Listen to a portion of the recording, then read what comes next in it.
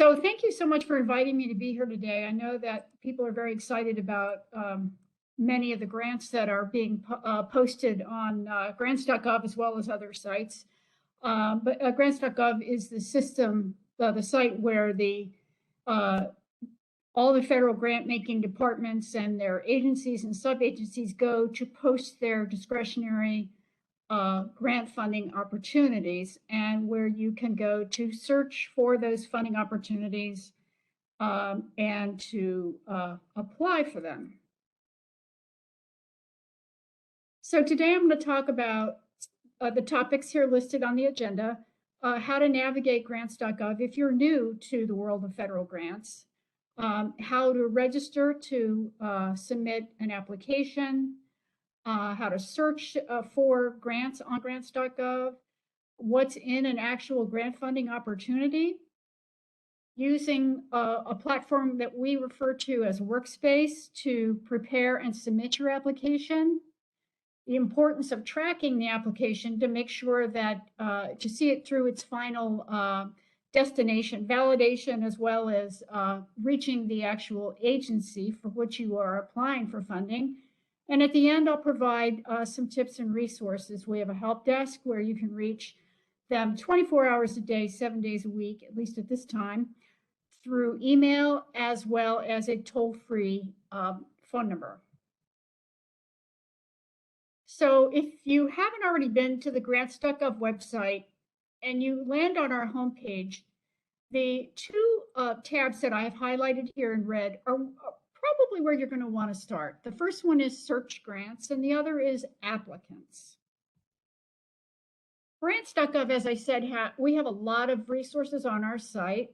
We have YouTube videos that were created in 2 and 3 minute snippets that cover every function that you as an applicant would or could have questions about. So people do find those videos very helpful. We have a user guides. We also have an online help content and lots of other resources as well. Several years ago, we set up a section on our site that we refer to as Learn Grants. And this is a place where you could go to basically get sort of an introduction of federal grants, kind of a Grants 101 that gives you information about the federal grant life cycle, which begins in Congress, where legislation is created. Then the agencies that have grant making authority will receive that legislation. They will create a grant funding opportunity. They will post that opportunity. They will receive applications, review the applications, make funding decisions, and provide. It's a cradle to grave system that if you are awarded a grant, you'll become familiar with rather quickly. We also have some information about various grants policies and how federal grants are formed, actually, when we know about upcoming training events, we will post those there as well. Grants.gov has a function on its site that we call the managed subscriptions, where you can go in if you have a grants.gov account, and you can get one very easily. It doesn't take much time at all to create a username and a password and get a grants.gov account. You can go in and sign up to receive email notifications on funding opportunities for various topics, or if there's agencies that you want to receive notifications when they post their opportunities, you can get email notifications of those postings. You can also sign up to receive email notifications if you're interested in a particular funding opportunity itself.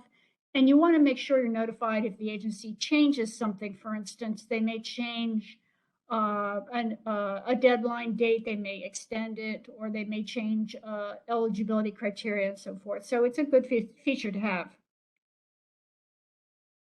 So registering for grants.gov requires that you first register at the SAM.gov website in order to obtain what we call now the Universal Entity Identifier, or UEI for short.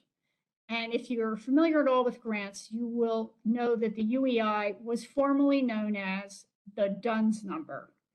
No longer are we using DUNS numbers. We have now migrated to the UEI, which you obtain on the SAM.gov website when you begin your registration. But it's important to note that you must have a complete SAM.gov registration in order to submit an application in grants.gov.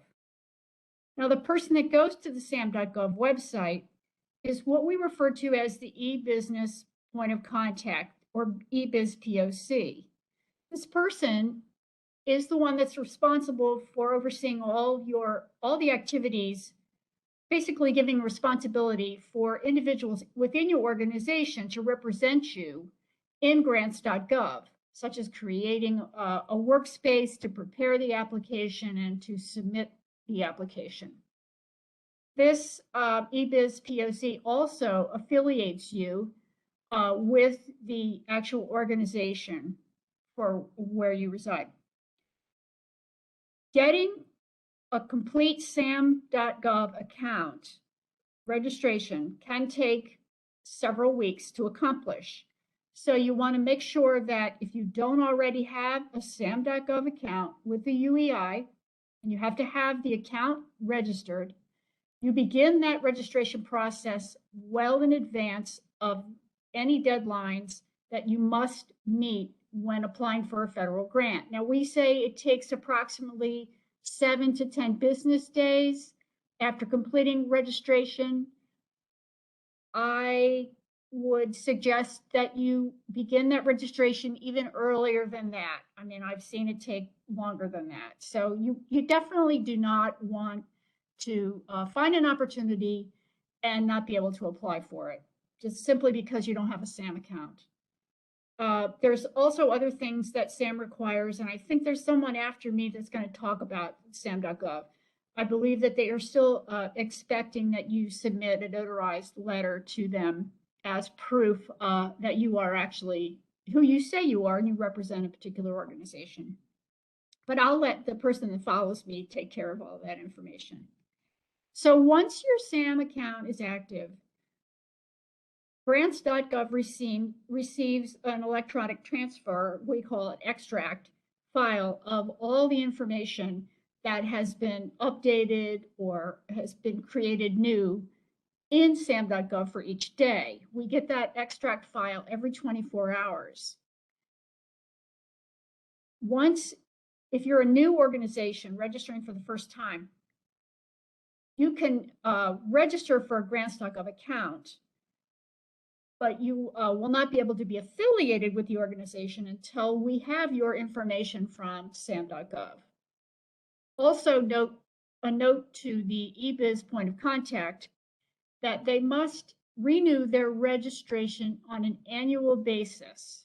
It's every year. If you're the eBiz, it's a pretty big responsibility, and you make sure that you keep that SAM.gov registration active and you have the accurate point of contact or e-business point of contact in that account.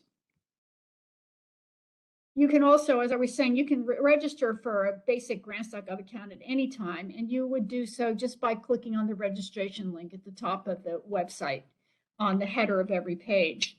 Here you would set up a username and a password, and you would sign up if you're interested in getting the grants.gov alerts or grants.gov newsletter, or to actually access our blog. So there's basically there's two roles, and there's two accounts. So the eBiz we talked about, that account is established in SAM.gov. Then we also have two other roles, the AOR account and the Workspace Manager account. So again, the eBiz is responsible for assigning the AOR account and the Workspace Manager account. Now, the AOR just stands for the Standard Applicant Organization Representative. This is someone with this role at the organization once they have this role, they can submit applications on behalf of the organization. And the second role that we refer to as workspace manager, that is the role where that your eBiz point of contact will assign to you if you will be the one creating workspaces. And I'll get into more details about what workspace is in just a minute. So searching grants is fairly straightforward. You can begin your search by typing in a keyword or a set of keywords, or if you know the funding opportunity announcement number, which every opportunity has, and that is created by the agency, you can enter that in the opportunity number field. Or if you have or you know of the CFDA or assistance listing number, you can also search in that way. These are a lot of terms, there's a lot of details, and if you're new to grants, it can be a little overwhelming, so just bear with me. But I think hopefully you'll find some of the key details that you will need at some point in the future if you haven't already used grants.gov. So the default, as you move down the page a bit, is set for opportunity status is set at forecasted and posted. So this screen capture was taken a while back, so the numbers aren't accurate, but basically the definition of forecasted means that the agency is planning to post a funding opportunity sometime in the near future. If the opportunity status reads posted, that means that it's currently open and the agency is receiving grants applications. And then if you scroll down a little bit further, you'll see the closed opportunity category status and the archived status. The closed means that the opportunity has just recently closed within the last 30 days or so. And archived means that, and as you can see, this number was over 50,000. We've kept that because people will get on the site and they'll look for a funding opportunity that's currently open and available to apply to, but they won't see it. So if you click on the archived opportunity status checkbox there, you can do a keyword search, or you can search by agency or criteria or eligibility, and look to see if a particular agency has ever posted a funding opportunity that would be a similar fit to meet your needs. Again, the forecast is basically just exactly that. And it's going to tell you what your what the agencies are planning to fund. You can also search by category, eligibility, funding, agency, as well as opportunity status. Here we go. There's the slide for forecast. I missed it. Okay, so again, the forecast, and I will provide these slides to the team so that you can get copies of those if you're interested. But a forecast, again, is an estimate of when an agency plans to post or open their funding opportunity and is accepting applications, and estimate of when those due dates will be, as well as an estimate of the total amount of program funding that the agency is planning to award, and an estimated award date. Now, not every opportunity is going to be in a forecasted status. It may be in an open status. And if that's the case, you'll see when you search on the site, the synopsis tab. If you click on a funding opportunity, it takes you directly into the synopsis. Here you'll actually see the funding opportunity number, the open and close date, the program funding amount, and a number of awards the agency is planning to make. You'll also see, if you scroll down through the synopsis, you'll see a description of the program, gives you a little bit of information about what the agency is looking for, as well as contact information. If you need to reach out to the agency itself for help just trying to prepare your application, you're not quite sure what they're looking for, you have questions about eligibility or what have you, there will be a contact either a phone number and a name or an email address where you can reach out for more information from that grant program office. We also have a tab to the right of the synopsis where we list different versions. So in some cases, again, agencies will modify their opportunities and they may change something that you may need to be aware of. So if you want to see if the agencies modified the opportunity, you can always click on version history, and that will give you an idea of what they've changed over time. To the right of version history is what we call the related documents tab. And this is often where many agencies will post what we call the full announcement. This is where they'll post their supporting documentation as well as instructions about what they're expecting in the application. You'll get much more information in these documents than you would in the synopsis itself, as well as more context, perhaps. And they basically just provide more detail about what they're looking for in the application. And lastly is the package tab to the right of the related documents tab. And here you'll see, basically you can view at the time, unless you're logged in, you can view the actual forms that you'll be required to fill out that the agency has posted, as well as the instructions.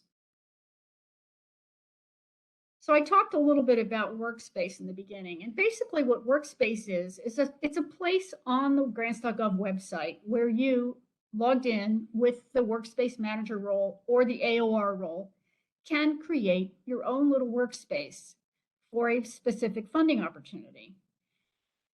In that workspace, if you're the one that set it up, you can invite other participants to collaborate with you as you create that application and get it ready for submission. And when you're done, you submit it. So this is basically just a screen capture of what a workspace in progress looks like. Again, it's a shared online environment where you can work simultaneously to fill out the forms, you and your team.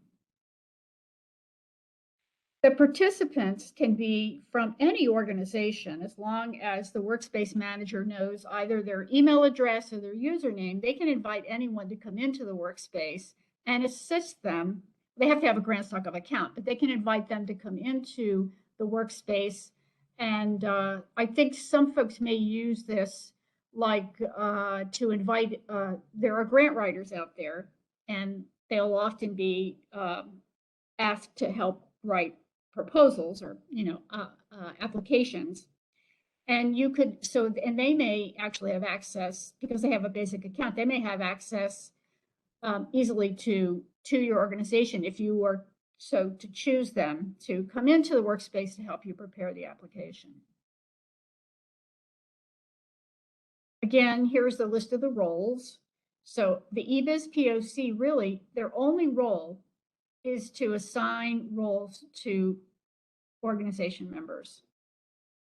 I also neglected to tell you that the reason why I'm going over all this registration and talking to you in detail about eBiz POC, today I'm talking mainly about organizations. There are some opportunities that are posted for individuals, but there's so few that we try to focus on the registration process for organizations. So again, this is just an overview or a quick, recap of what, the Workspace Manager does and what their role is. And you can also actually have a participant that has no specific role, but if you add them to your workspace, they can be working on the budget, they can be working on the program narrative, or what other information you may need to include in your application. Another thing that the Workspace Manager can do is they can actually reassign ownership of Workspace, which, does come in handy sometimes. There's a couple different ways that you can apply for, fill out forms, I should say, in the Workspace. You can use a web form, which is very simple. You just It's like any web form. You just click on the web form, it opens up, and you just fill out all the fields. Or you can, if you have, and I know in rural America this does happen, if you have an unstable internet connection, we still have the opportunity for you to download the PDF forms, fill them out offline, and then upload them back into the workspace. And just to note, the web forms, if you're filling out, if you're creating an application that you're going to submit in a workspace, you can use both the PDF forms as well as the web forms in one workspace. They both will, or they're both compatible. You can also reuse forms from other workspaces if you have, workspaces that you've submitted in the past, and that does help save time. So these are just some screen captures of the web forms, and everywhere you see a red asterisk, that really just means it's a required form. It has to be filled out. And basically, there's validations in place that won't allow you to go past a required field. There are often many forms as well that require you upload attachments. You can use any type of form or field, I'm sorry, type of file to attach, but I think most people are more confident with a PDF.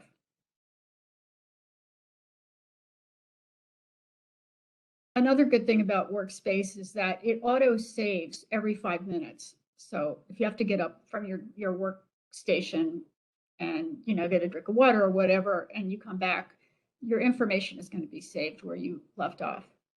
We also tell people to fill out the SF424, which is one of the standard forms that every federal grant applicant must fill out. You should fill that out first because it pre-populates the forms that follow it. We often refer to this as the cover page.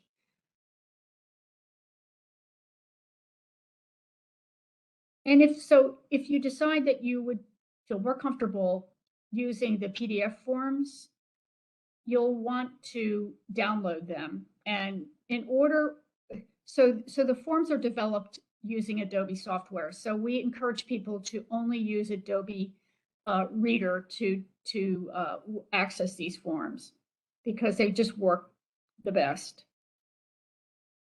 Again, you can fill out the forms. They look just like the old paper forms.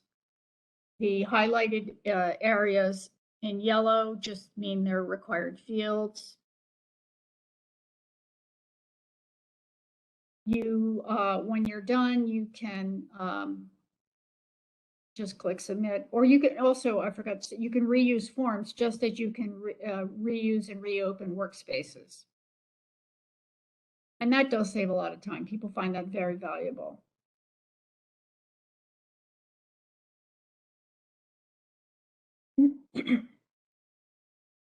Again, the AOR is the one that actually submits. The authorized organization representative, their name will appear on the SF424 cover page, and they are the ones that actually submit the application. So you must have someone within the workspace that has that AOR role.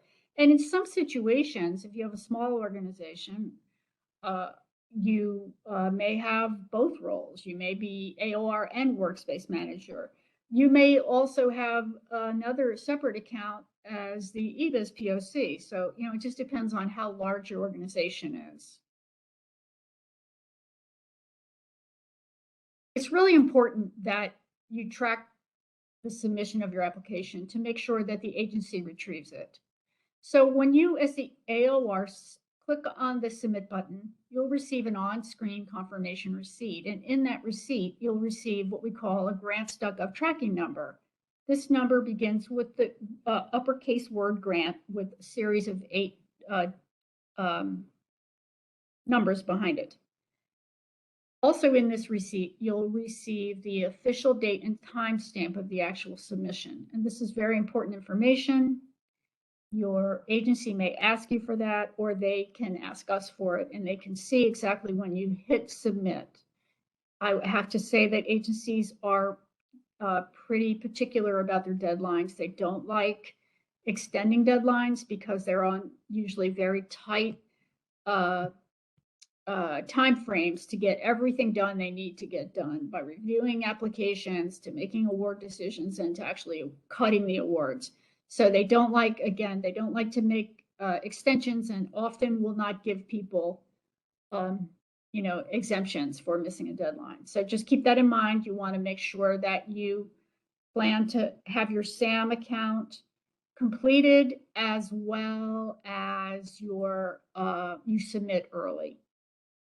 Those are two really key points that I like to put out there for applicants, because it's crucial that you make sure, don't wait until the last minute to submit your application, because you just never know when you might have an issue. It'll pop up, and you definitely do not want to spend lots of time and energy and effort preparing an application only to miss a deadline.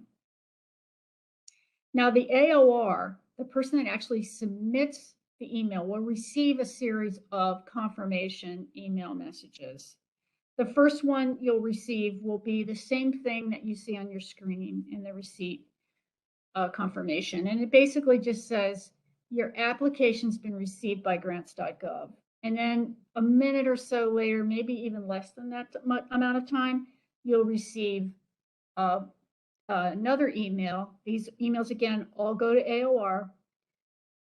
Your application was validated, it passed the validation in grants.gov and is waiting for the agency to retrieve it, or it was rejected and here's why. Go in, fix the errors, and resubmit.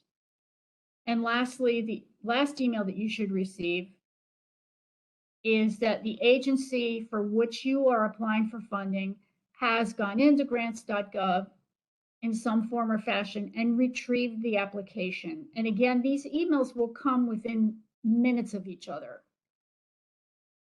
So you should know right away whether or not your application was retrieved by the agency. And if you don't know, you want to reach out to our help desk for any questions you may have using grants.gov. And again, I'll provide that information at the end. So again, it's, as I said before, it's really important to track your application to see it through all the various validation stages. You can also, after you've submitted your application, you can download your application to see exactly what the agency is going to retrieve from grants.gov. You can download it in the form of a zip file, or you can download it in a full PDF file version. If you're logged in, you can click on the applicant tab and click on the link Track My Application, enter your grants.gov tracking number, and it will give you the status information. It'll tell you whether it's received, validated, rejected, or retrieved by agency. Several years ago, we set up a mobile app, and on the mobile app, you can search for grants on the go. You can edit and save searched queries. You can receive notifications about upcoming opportunities or modifications of opportunities. And you can actually complete an application within the app itself. We have a couple tips for applicants. Again, I cannot state this any louder. Register with SAM. Make sure you give yourself plenty of time, 2 to 3 weeks, to complete that registration, including the notarized letter, and submit your application early. Please do not wait until the last minute to submit your application. So many people miss deadlines because they procrastinate and they wait. You want to make sure you thoroughly read and follow all the instructions that are provided. Fill out the SF424 standard forms first. And make sure when you upload attachments that you don't use crazy characters, because that could cause the attachment to fail. And you also want to make sure you enter in the correct UEI number, and you use a compatible PDF software from Adobe. It's free, and you can check on our website to make sure that the version that you have is compatible.